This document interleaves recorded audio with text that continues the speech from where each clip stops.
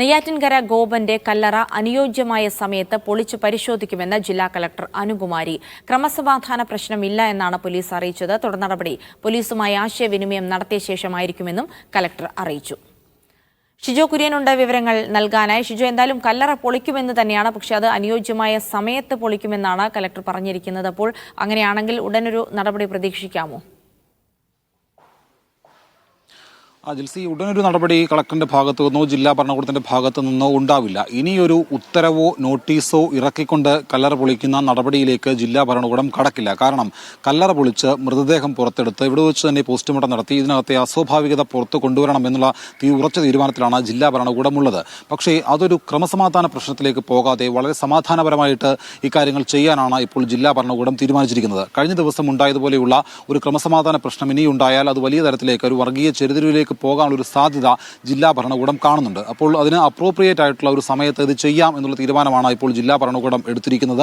ഇത് സംബന്ധിച്ച് ജില്ലാ കളക്ടറോട് സംസാരിക്കുകയും ചെയ്തിരുന്നു. ജില്ലാ കളക്ടർ അനുകുമാരിയാണ് ഇത് സംബന്ധിച്ച് അനുയോജ്യമായ സമയത്ത് ഇക്കാര്യങ്ങൾ ചെയ്യും എന്നുള്ള കാര്യം പറഞ്ഞിട്ടുള്ളത്. എന്തായാലും ഈ കല്ലറയിൽ നിന്ന് മൃതദേഹം പുറത്തെടുക്കാതെ പിന്നോട്ടില്ല എന്നുള്ള തീരുമാനത്തിലാണ് ജില്ലാ ഭരണകൂടം ഉള്ളത്. അതേതായാലും ഇന്നോ നാളെയോ ആയിരിക്കില്ല, അതിന് കൃത്യമായിട്ടുള്ള സമയത്ത് ഇത് ചെയ്യാനുള്ള തീരുമാനത്തിലേക്ക് ജില്ലാ ഭരണകൂടം കടന്നിട്ടുണ്ട്.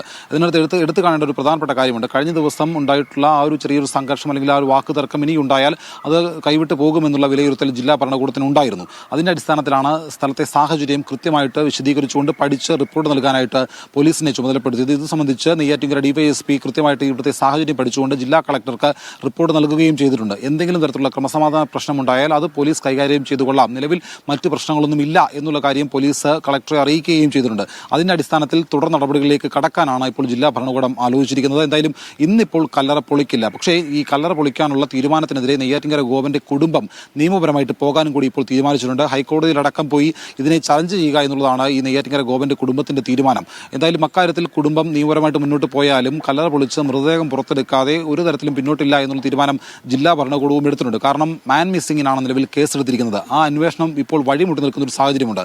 ഈ കല്ലറയിൽ നെയ്യാറ്റിൻകര ഗോപന്റെ മൃതദേഹം ഉണ്ട് എങ്കിൽ അവിടെ നിന്ന് ആ മൃതദേഹം പുറത്തെടുത്തുകൊണ്ട് എന്താണ് സംഭവിച്ചത് എന്നുള്ളതിന്റെ യാഥാർത്ഥ്യം അറിയണം.